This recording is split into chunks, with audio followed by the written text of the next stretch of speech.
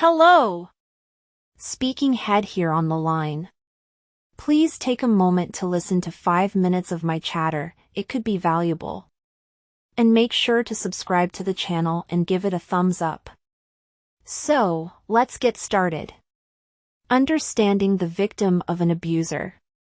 There's a common misconception that abusers target weak, insecure individuals who are easy to control.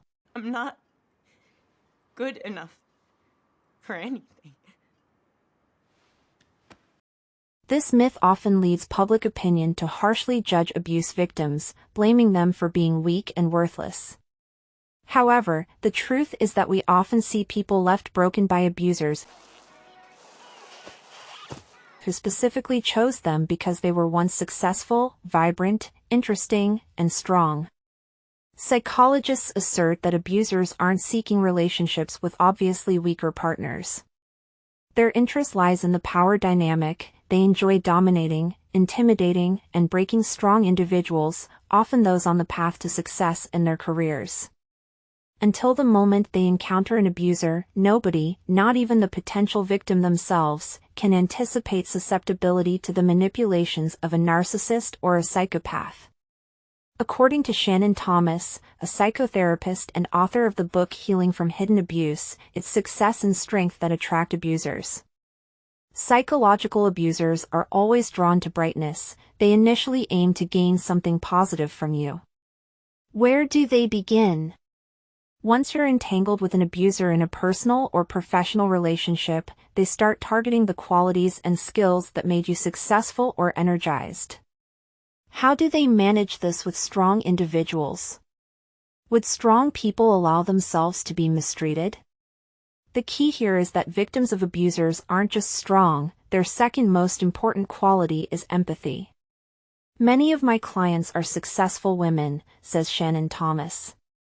They believe they can excel in everything, but the problem is that they tend to give more than they receive. And if someone is used to giving, it's challenging for them to say no when necessary. Psychological abuse often starts with something minor, like your partner being unexpectedly rude. This is unusual because abusers initially behave like romantic partners in the early stages of a relationship. You might think, oh, it's just a misunderstanding, I shouldn't dwell on these sharp words. However, this is just the beginning. Instances of rudeness become more frequent, slowly but surely. It's akin to a slow poison, where the victim notices a deterioration but can't comprehend what's happening, who wants to harm them, and why. The person you once loved suddenly corners you, yells, isolates you from friends and family, and engages in gaslighting to make you doubt your sanity. But you try to communicate, often self-reflecting, what's wrong with you if such a loving person has suddenly changed? You naturally think you must be doing something wrong, leading to self-criticism, followed by efforts to please them emotionally through cleaning, cooking, or rushed sexual encounters, along with heart-to-heart talks, all in a bid to return them to their former, happy self. In the process, you lose yourself, no longer being the person you used to be. You become entirely focused on trying to emotionally satisfy the abuser. And it's fascinating for them to break someone who usually keeps their emotions in check. Shannon Thomas explains, people with toxic psyches take special pleasure in pushing you into an emotional state that is not typical for you, making you lose control, lose yourself. So, how else can abusers feel better? Only by projecting their negative traits onto someone else with a healthy mind. As for them, relationships are about asserting themselves at the expense of others.